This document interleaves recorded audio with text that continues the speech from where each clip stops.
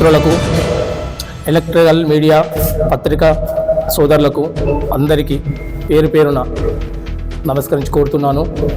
నేను భోగరాము. అందరికీ తెలిసే విషయం ఉంటుంది, ఎందుకంటే గత రోజుల కిందట ఎలక్షన్ టైంలో ఒకే వ్యక్తి నామినేషన్ వేయాలా, మరో వ్యక్తి నామినేషన్ వేయద్దు అని వీడీసీ కొంతమంది ఒక చిల్లర సంఘం అనే ఒక పేరుతో తీర్మానం చేయడం జరిగింది వెల్మల్ గ్రామంలో.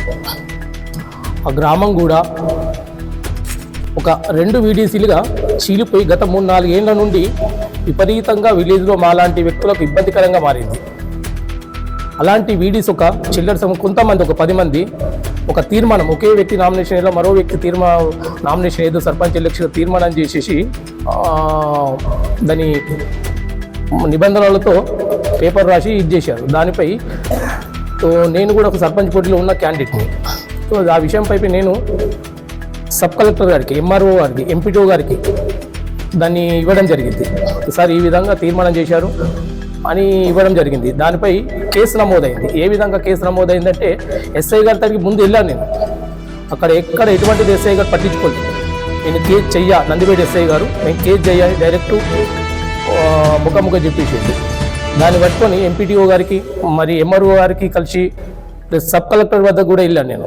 కలిసి సబ్ కలెక్టర్ గారికి ఇవ్వడంతో సబ్ కలెక్టర్ దాన్ని సీరియస్గా తీసుకొని ఎలక్షన్ కమిషనర్ ఎలక్షన్ కోడ్ ఉన్నందున వాళ్ళపై కేసు నమోదు చేయాలని ఖచ్చితంగా చెప్పాడు. అయినా ఎస్ఐ చేయకపోవడంతో మళ్ళీ నేను వెళ్ళాను అక్కడ పిఎస్కు వెళ్తే చెయ్యపో, అక్కడ కూడా అదే విధంగా మాట్లాడాడు. సీసీ గారు ఉంటారు సుమాన్ అనే వ్యక్తి, అతను కూడా ఫోన్ చేసి చెప్పాడు, సార్ కేసు చేయాలా సార్ చెప్పాడు కదంటే దాన్ని లూజ్ చేస్తే అందులో ఏ విధంగా కేసు చేశాడు అంటే ఎస్ఐ గారు అందులో కొంత వ్యక్తుల పేర్లు నమోదు అవ్వాలి, కొంతమంది వ్యక్తుల పేర్లు నమోదు కావద్దు, అయితే కేసు చేస్తా అని ఒక ప్రణాళిక తీసుకొచ్చిండు నందిపేట ఎస్ఐ.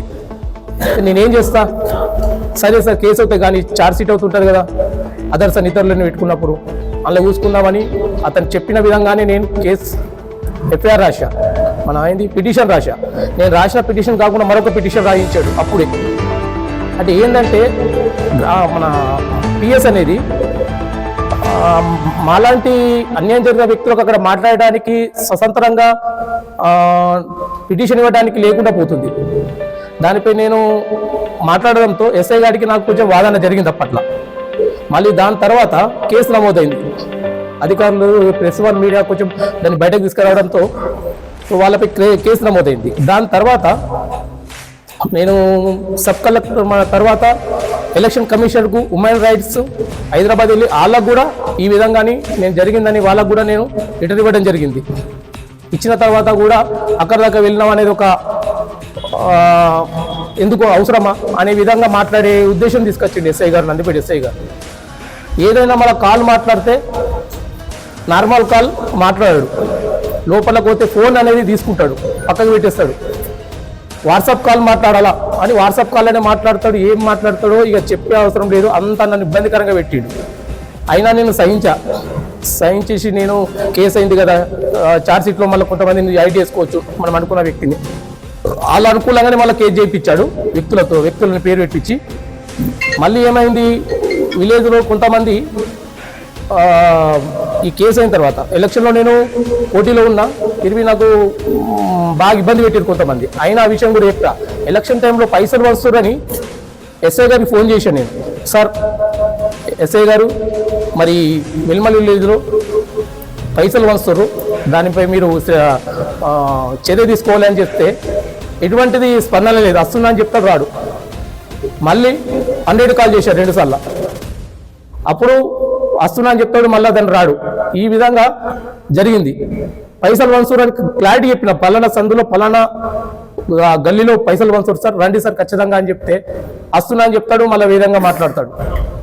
ఇక ఈ విధంగా జరిగిన తర్వాత మళ్ళీ అది జరిగిపోయింది. ఎలక్షన్ జరిగిన తర్వాత మళ్ళీ కొన్ని రోజులకు ఇదే వీడీసీ విన్నపిస్తున్నాను, దయచేసి వెల్మల్ గ్రామంలో వీడీసీని తొలగించాలా. కలెక్టర్ గారు కూడా, సిపి గారు కూడా, హ్యూమన్ రైట్స్ వాళ్ళు కూడా అదే చెప్పాం మేము. వెల్మల్లో ఉన్న వీడీస్తో ఇబ్బందికరంగా ఉన్నదని, వీడీసీని తొలగించగలరని విజ్ఞప్తి అని రాతపూర్వకంగా రాయడం జరిగింది.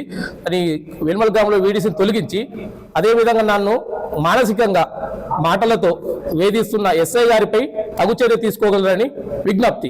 అధికారులకు నమస్కరించి చెప్తున్నాను. నాకు చాలా అంటే ఇలాంటి ఎస్ఐ ఎక్కడ చూడలేదు. నాకంటే ఎంత బాధగా భయంకరంగా ఉన్నదంటే అంత భయంకరంగా నాకు భయపట్టిస్తున్నాడు, భయభాంతులు చేస్తున్నాడు లోపట్ల వేస్తాను.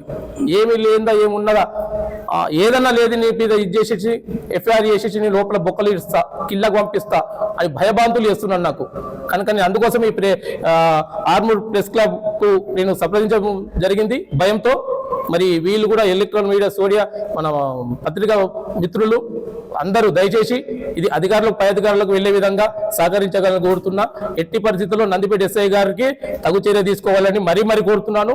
చాలా నాకు ఇబ్బందికరంగా మారింది. గ్రామం ఒకటి కలపాలని నా సందేశము, వీడిని తొలగించాలని నా విజ్ఞప్తి.